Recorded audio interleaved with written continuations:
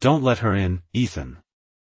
The warning came sharp through the rain as old Mr. Grady stepped down from his rusted Ford F-150, his boots sinking into the mud beside the Walker farm. "You hear me? Folks like that bring trouble." Ethan Walker didn't answer right away. He just stood beneath the weak yellow light hanging over the barn door, his flannel jacket damp from the cold Nebraska storm, his hand resting quietly on the wooden fence beside him. About 20 feet away, near the edge of the gravel road, a woman sat curled beneath the flickering bus stop sign with her arms wrapped around herself against the freezing wind. Her coat was soaked through. Her blonde hair clung to her face in wet strands, and even from a distance, Ethan could see the exhaustion in the way she held herself, like someone who had spent too many nights carrying the weight of the world alone. Thunder rolled softly across the empty plains. "Daddy," Lily whispered beside him, clutching her stuffed rabbit tightly against her chest. "She's shaking."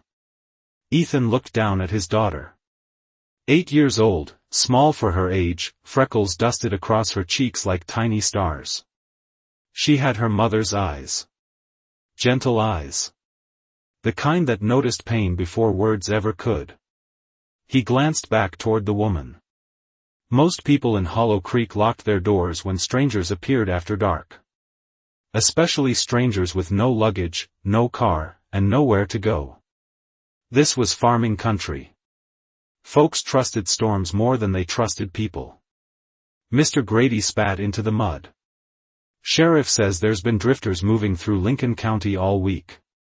Ethan finally spoke, his voice low and calm. "She's cold. That ain't your problem." Ethan's jaw tightened slightly, but not in anger. Just quiet disappointment. The kind a man learns after life has already taken enough from him. Behind them, the barn creaked softly in the wind. The old structure leaned slightly east these days after 20 winters of hard snow, but it still stood. Just like Ethan. Lily stepped closer to him and tugged lightly on his sleeve. "Can she sleep with the horses?" she asked softly. Ethan looked again at the woman. She hadn't moved. Hadn't begged. Hadn't even looked up toward the house. Something about that stayed with him. Pride. Or maybe exhaustion, so deep pride no longer mattered. He grabbed the old lantern hanging near the barn door and started walking through the rain. Mr. Grady cursed under his breath behind him. "Boy, you never learn." Ethan ignored him. The woman finally looked up as the lantern glow reached her face. For a moment, neither of them spoke. Her blue eyes were striking even beneath the rain and exhaustion. Not frightened. Just tired in a way that seemed older than the storm itself. Ethan stopped a few feet away. "Ma'am," he said gently, "I don't have much. But the barn's dry." She stared at him as if the words themselves were unfamiliar. "You'd let me stay?" Ethan shrugged once. "Only till morning." For the first time since he'd seen her, something shifted in her expression. Not relief exactly. Something sadder than that. Like someone remembering what kindness felt like after a very long time without it. Lily appeared beside her father holding a faded wool blanket almost twice her size. "You can use mine," she said shyly. The woman took the blanket carefully, like it was something valuable. Her lips parted slightly, but no words came out. Only silence. Warm, stunned silence. And somewhere far beyond the rain and empty highways of Nebraska, 12 black SUVs were already searching for her. The storm softened sometime after midnight, but the cold remained wrapped around the Walker farm like an old memory that refused to leave. Inside the barn, the horses shifted quietly in their stalls while rainwater dripped steadily from the tin roof into rusted buckets below. Ethan adjusted the lantern near the workbench and stepped back, giving the woman space without making it obvious. She sat on an overturned hay bale beneath one of Lily's old quilts, her damp blonde hair now loosely tied back with a faded blue ribbon Lily had insisted she take. The soft amber light touched her face gently now, revealing details the darkness had hidden before. She was not old, maybe mid-30s, but there was something weary behind her eyes that made her seem much older when she stopped pretending to be strong. Lily sat cross-legged nearby feeding sugar cubes to the old chestnut mare, Daisy. "She likes you," Lily whispered to the woman. "She only likes kind people." The woman smiled faintly. It was small, almost fragile, but real. "Then I am honored," she said softly. Ethan glanced up from the small camping stove where he heated canned soup. The words caught his attention immediately. Not because of what she said, but how she said it. Careful. Educated. Smooth in a way people around Hollow Creek usually were not. Even her posture carried something refined beneath the exhaustion.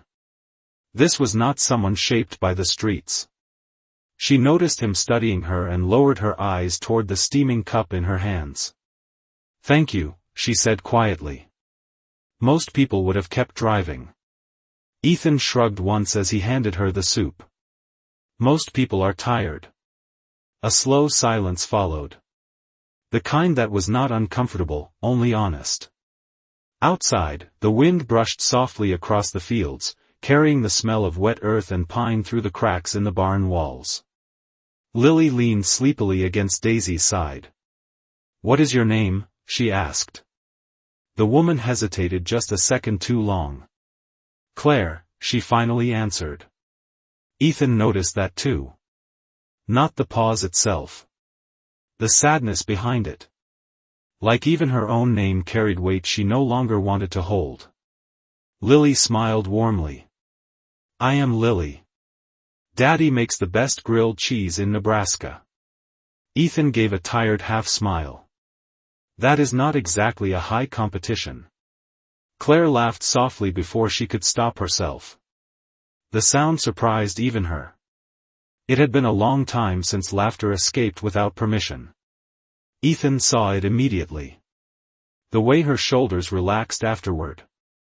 The way the tension around her eyes eased for just a moment beneath the lantern glow. Some people did not need rescuing from danger. They needed rescuing from exhaustion. Claire looked around the barn slowly. Old saddles hanging from nails. Dust floating through warm light. A cracked radio humming low country music from somewhere near the feed barrels. It was simple here. Quiet. Nothing polished. Nothing pretending to be more than it was. And somehow that hurt her more than luxury ever had. Ethan sat down on the opposite hay bale, careful not to crowd her. "You running from something?" he asked gently. Claire stared into the soup without answering. The silence stretched long enough for Lily to drift half asleep beside the horse stall. Finally Claire spoke, her voice barely above a whisper. "Sometimes people disappear because staying visible becomes dangerous." Ethan studied her for a moment, then nodded once. No questions. No suspicion. No lecture. Just understanding.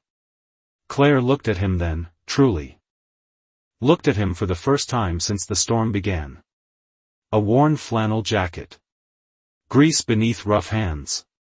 Tired eyes carrying quiet grief without bitterness. A man who had every reason to become cold and somehow had not. That unsettled her more than the rain ever could.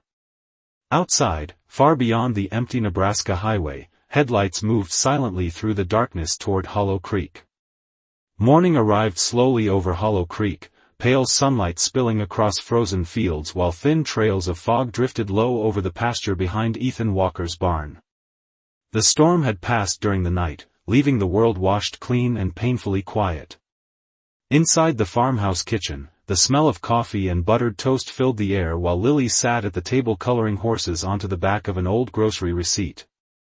Claire stood near the sink wearing one of Ethan's oversized flannel shirts over borrowed jeans that had been rolled twice at the ankles to fit her. Her blonde hair was still damp from the shower, falling loosely over one shoulder as she stared out the small window above the sink toward the empty road beyond the fields. "You can stay another night if you need," Ethan said calmly as he poured coffee into a chipped ceramic mug. Claire looked at him carefully. Most people would want me gone by sunrise. Ethan shrugged. Most people around here got too much time to judge strangers. Lily grinned without looking up from her drawing. Mrs. Grady judges everybody. Ethan smirked into his coffee. That is because Mrs. Grady thinks the devil lives in television and crop insurance forms. Claire laughed softly again. The sound came easier this time. Warmer. But before the moment could settle, the distant growl of an engine rolled across the gravel driveway outside.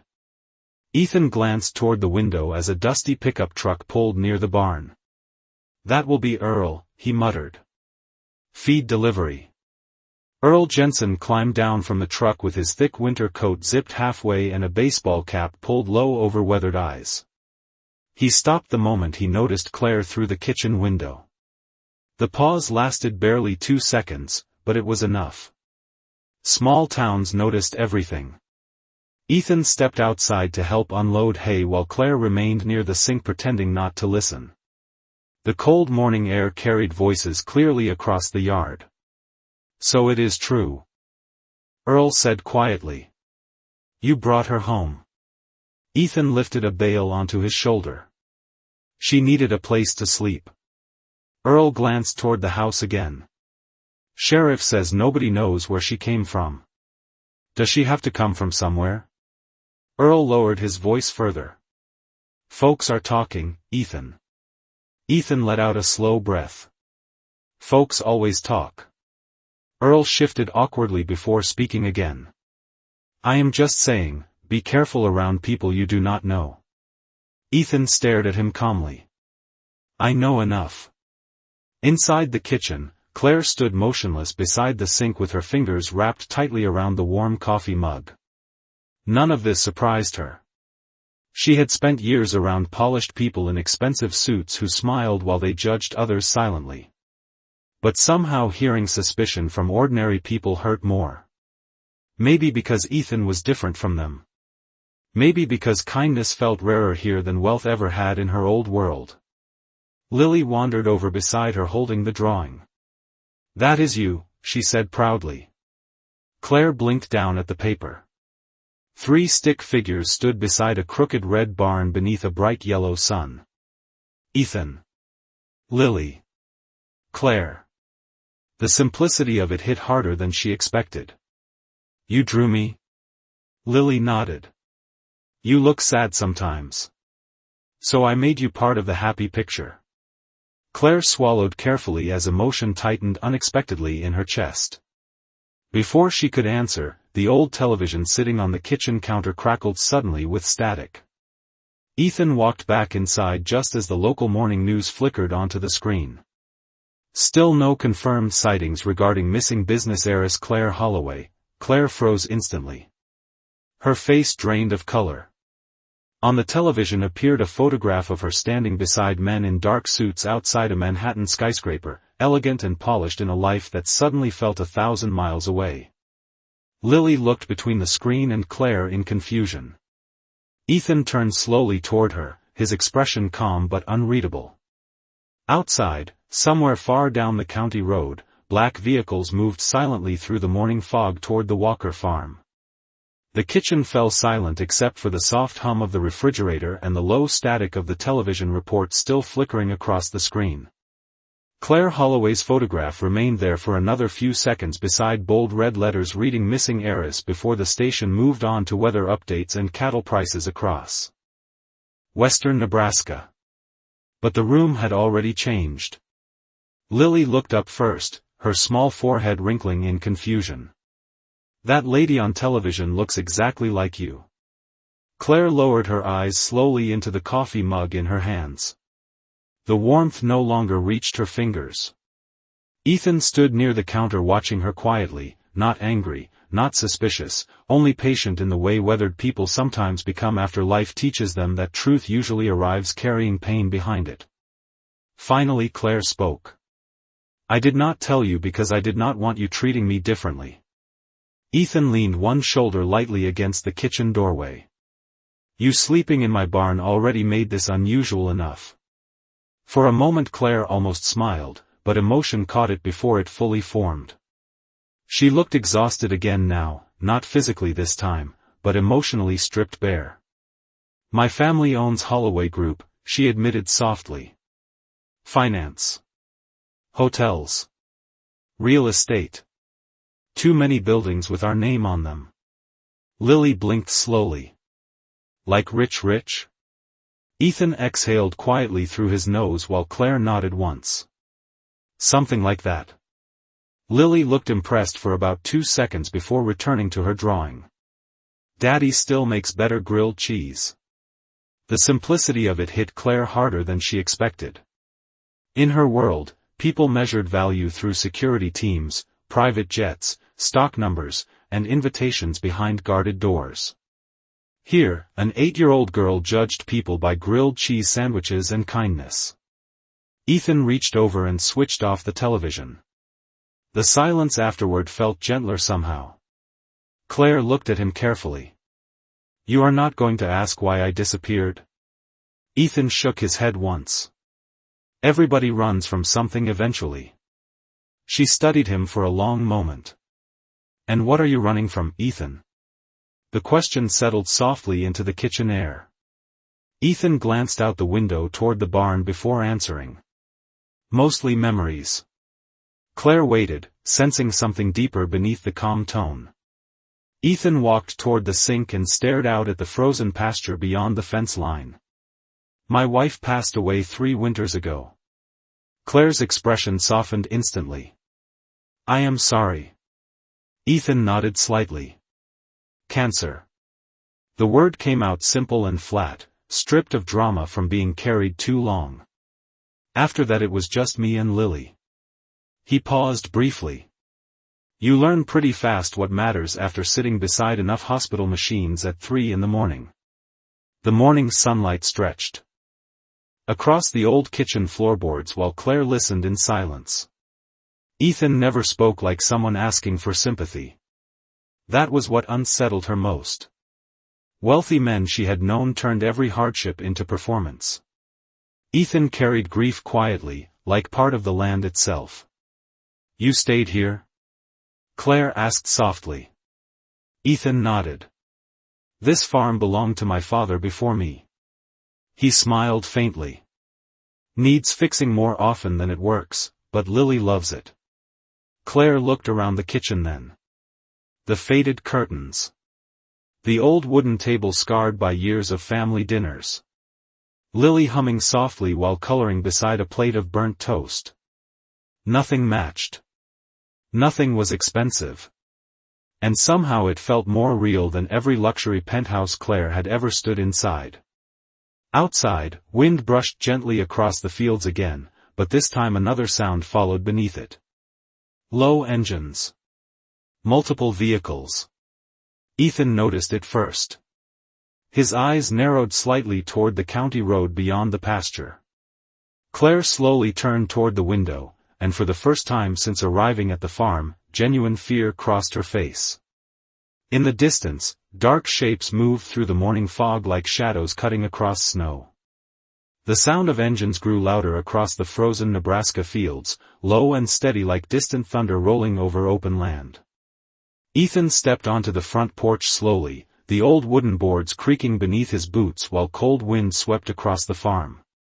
Claire followed a few steps behind him, her breathing shallow now, fingers wrapped tightly around the sleeves of the oversized flannel shirt she still wore.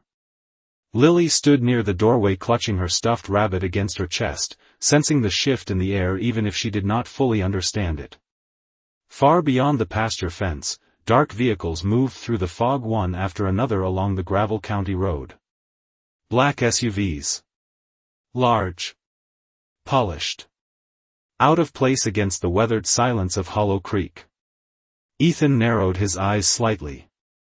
"Friends of yours?" Claire stared toward the approaching convoy without answering right away. Fear flickered briefly across her face again, but beneath it was something else too. Exhaustion. The kind that comes from running too long. "I was hoping they would not find me this quickly," she whispered. Ethan glanced at her calmly.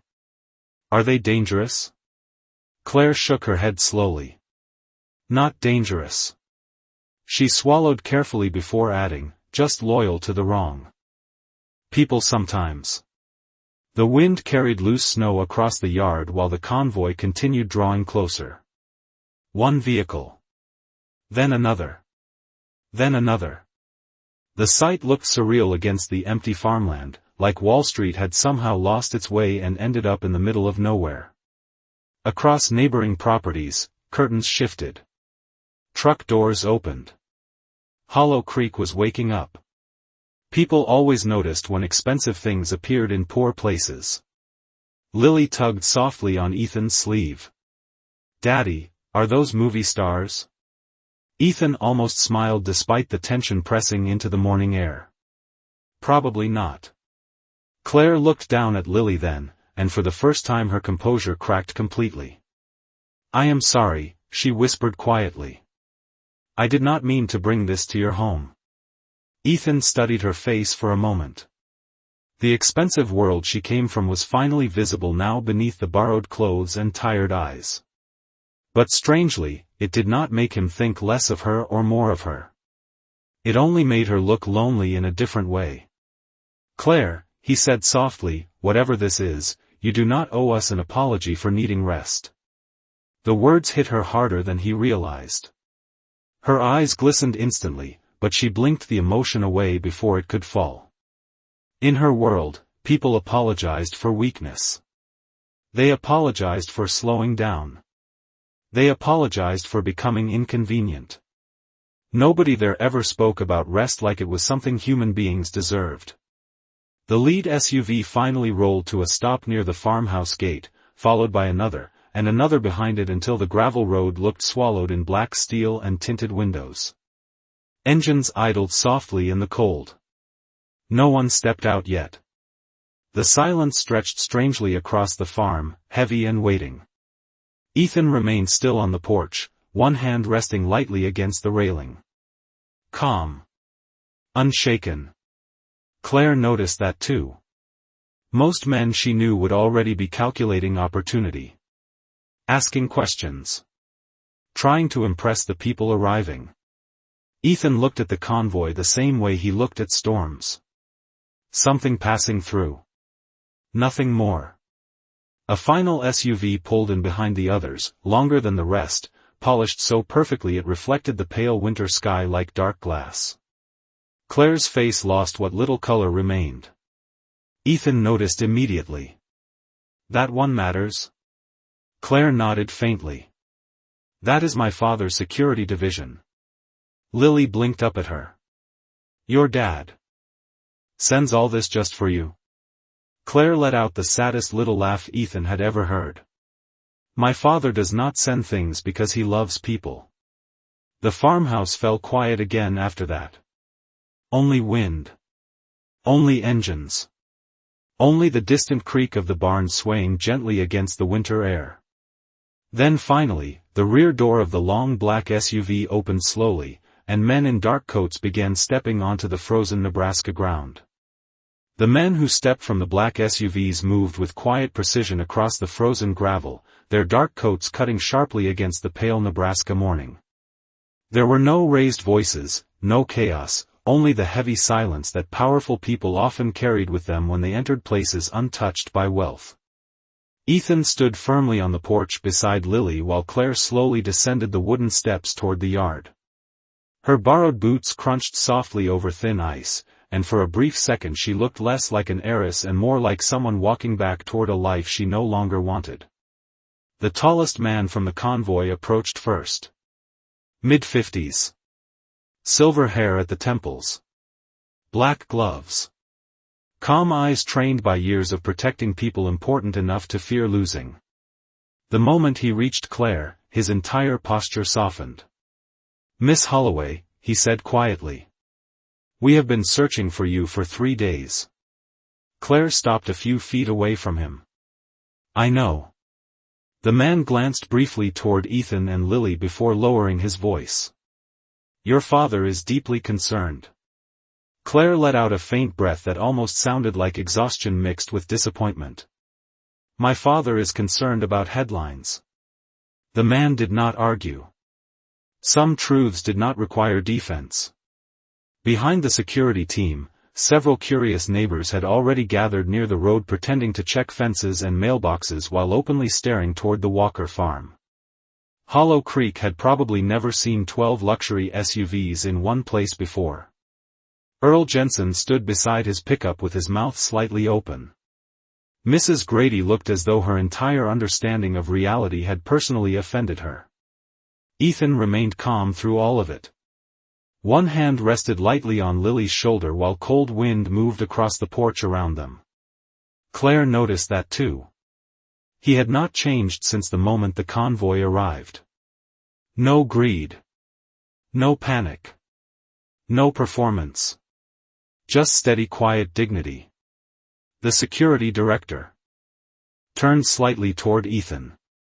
"Sir," he said respectfully, "I understand Miss Holloway stayed on your property." Ethan nodded once. She needed somewhere warm. The man studied Ethan carefully, then glanced toward the barn, the farmhouse, the weathered fencing barely surviving another winter. Something in his expression shifted. Respect. Genuine respect. "You have our gratitude." Ethan shrugged lightly. "No need for that." Claire closed her eyes briefly at those words. In Manhattan, gratitude usually arrived attached to contracts, cameras, or legal departments. Here, kindness stood quietly in worn work boots and acted like it was nothing special. Lily suddenly stepped forward holding the drawing she made earlier that morning. "Miss Claire," she said softly, "you forgot your picture." Claire looked down at the paper in the little girl's mitten-covered hands.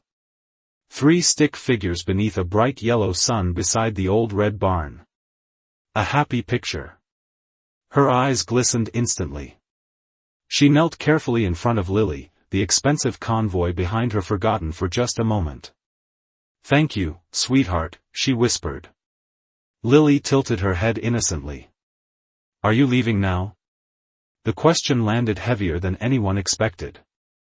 Claire hesitated. Her gaze drifted toward Ethan standing quietly near the porch rail. For the first time in years, she had slept somewhere without security guards outside her door. For the first time in years, someone had looked at her without calculating her last name. "I do not know," she admitted softly. The wind carried silence across the yard again. One of the younger security agents stepped toward the director holding a tablet. "Sir," he said quietly, "the press already knows she was spotted in Lincoln County." Claire's face tightened immediately. Ethan noticed it. The fear was back now, hidden beneath practiced composure. He stepped off the porch slowly and walked toward her. "Then stay until you are ready," he said calmly. The security team exchanged subtle glances. Nobody spoke. Nobody interrupted. Because somehow the struggling farmer standing in worn denim and mud-stained boots had just said the one thing none of Claire Holloway's billion-dollar world had offered her in years. Permission to breathe. By late afternoon the entire town of Hollow Creek knew exactly who Claire Holloway was. Pickup trucks rolled slower past the Walker farm. Curtains shifted behind windows all across Main Street. At Dottie's Diner, conversation stopped every time the television replayed footage of Claire stepping from corporate limousines in New York beside senators, investors, and magazine photographers. But somehow the woman sitting quietly at Ethan's kitchen table that evening looked nothing like the polished billionaire on the screen. She looked tired. Human. Almost fragile beneath the warm yellow light hanging above the sink. Lily sat beside her coloring another picture while Ethan worked silently at the stove making chili from canned beans and leftover beef. The farmhouse smelled like onions, black pepper, and wood smoke drifting in from the fireplace. Outside, the black SUVs remained parked along the gravel road like silent shadows waiting for orders. Claire watched Ethan carefully while he stirred the pot. "You really are not curious?" she asked softly. Ethan glanced over his shoulder. "About what?" "About how much money my family has. About why people are searching for me." Ethan gave a small shrug. Money tells me what people own. It does not tell me who they are. The answer settled deeply into the room. Claire lowered her eyes toward the table, almost ashamed by how unfamiliar those words felt. In her world, wealth was identity. It decided respect, access, love, loyalty, even family. But Ethan spoke about it the same way he spoke about weather or machinery. Useful maybe, but not sacred. Lily suddenly looked up from her crayons. Miss Claire? Claire smiled faintly. Yes? Were you rich when you were little too? Claire blinked softly at the innocence of the question. Very. Lily considered this seriously for a moment. Then how come you still looked sad in the rain? Ethan paused quietly at the stove. The room grew still except for the gentle crackling of firewood nearby. Claire stared at the little girl across from her, and for a second the carefully controlled walls around her heart shifted again. Children had a way of asking questions adults spent entire lives avoiding. Because, Claire said slowly, sometimes people can have everything except peace. Lily nodded like the answer made perfect sense. Ethan finally carried the bowls to the table while evening settled over the frozen fields outside. The security team had remained respectful all day, keeping their distance after Claire refused to leave immediately. But tension still lingered beneath the quiet farmhouse atmosphere. Claire could feel it. The pressure of phone calls waiting. Board members demanding explanations. Reporters hunting stories. Her father calculating damage control somewhere behind glass skyscraper walls. Ethan sat down across from her and folded his rough hands near the bowl of chili. You do not have to talk about any of it tonight, he said calmly. Claire looked at him carefully. Why are you being kind to me? Ethan seemed almost confused by the question itself. Because you needed kindness. She let out a faint breath that trembled more than she intended. People usually want something from me. Ethan smiled faintly. I already got what I need. Claire glanced toward Lily laughing softly while feeding crackers to the old farm dog sleeping beside the table. A home. Warm food. Someone waiting for him every morning. Suddenly the worn farmhouse felt richer than every penthouse Claire had ever owned. A knock sounded at the front door then. Slow. Respectful. Ethan stood and opened it to find the silver-haired security director standing beneath the porch light with snow collecting lightly across his coat shoulders. Miss Holloway, he said gently once Claire approached, your father requested I deliver a message personally. Claire's expression tightened immediately. The man hesitated before speaking. He said if you refuse to return tonight, he will come himself. Silence filled the farmhouse instantly.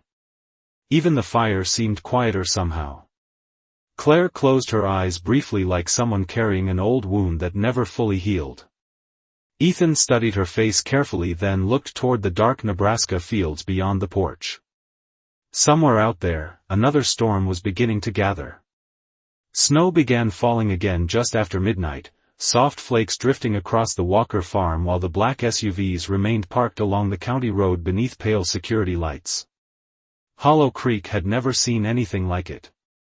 Men in tailored coats standing beside million-dollar vehicles while cattle slept quietly in nearby fields. It looked less like Nebraska and more like two completely different worlds colliding beneath the same winter sky. Inside the farmhouse, Lily had finally fallen asleep on the couch with her stuffed rabbit tucked beneath her chin.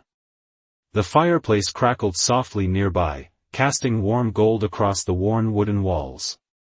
Ethan sat at the kitchen table repairing an old lantern while Claire stood near the sink staring out into the darkness beyond the frosted windows. Neither spoke for a long while. Sometimes silence carried more honesty than conversation ever could. Finally Claire turned toward him. You should ask them to leave. Ethan kept adjusting the lantern wick calmly. Why? Because once my father arrives, this place will become a spectacle. Ethan glanced up briefly.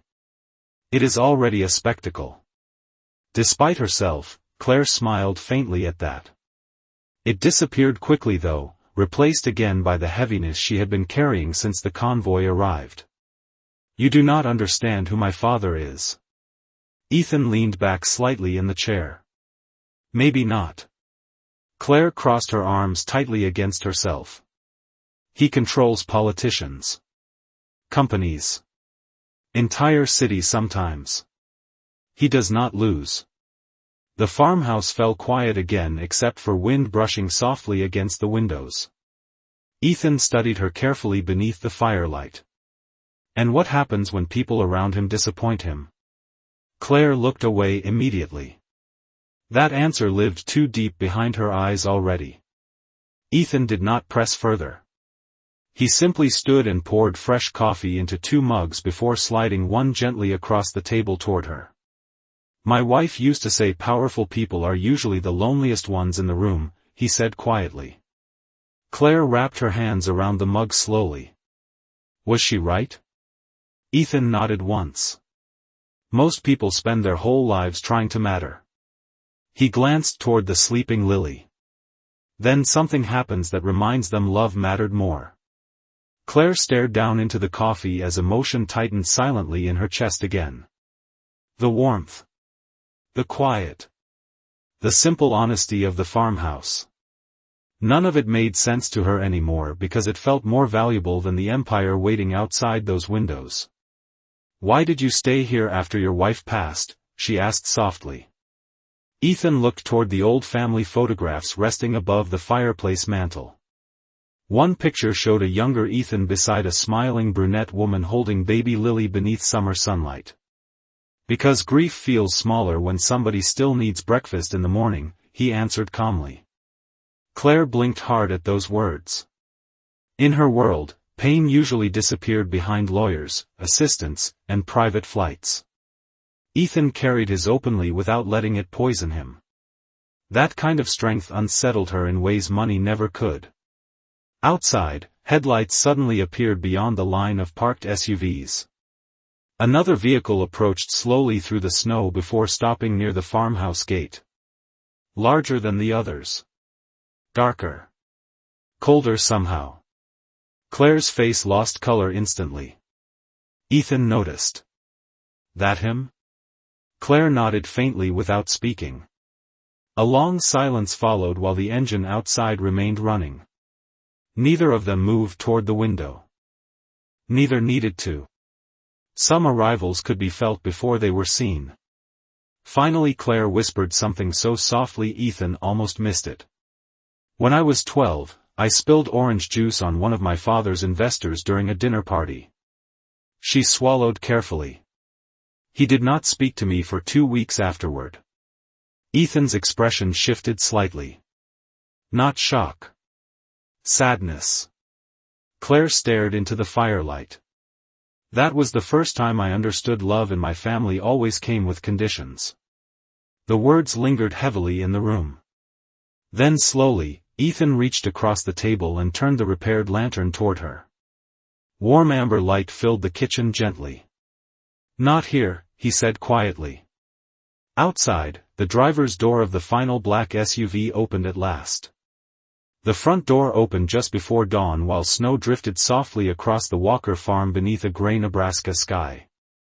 Ethan stood near the fireplace as a tall man in a dark wool coat stepped slowly into the farmhouse, carrying the cold air of another world behind him. Richard Holloway looked exactly like the kind of man newspapers admired and families feared. Silver hair perfectly kept. Expensive gloves folded neatly in one hand. Eyes sharp enough to measure a room in seconds. The security team remained outside while silence settled heavily inside the little farmhouse kitchen. Claire stood near the table, tense and still, but Ethan noticed something important immediately. She looked more afraid of disappointing her father than angry at him. That kind of fear usually started in childhood. Richard Holloway's gaze moved across the room slowly. The worn curtains. The chipped coffee mugs. The old boots near the door. Finally his eyes landed on Ethan Walker. "You sheltered my daughter," he said calmly. Ethan nodded once. "She needed somewhere warm." Richard reached inside his coat and removed a thick envelope before placing it neatly onto the kitchen table. "There is $100,000 inside." Claire closed her eyes immediately. Like she had seen this moment coming her entire life. "Consider it gratitude for your discretion and assistance." Ethan glanced down at the envelope but did not touch it. The room fell completely silent except for the soft crackling of the fireplace nearby. Lily appeared sleepily from the hallway, rubbing one eye while holding her stuffed rabbit against her pajamas. "Daddy?" Ethan smiled gently toward her. "Morning, sweetheart." Lily noticed the stranger immediately. Richard Holloway stared at the little girl for a brief second before his expression shifted almost imperceptibly. Not warmth exactly. More like confusion at something innocent entering a room built around power. Lily looked toward the thick envelope on the table. "What is that?" Claire swallowed hard. Ethan answered calmly without taking his eyes off Richard Holloway. "A misunderstanding."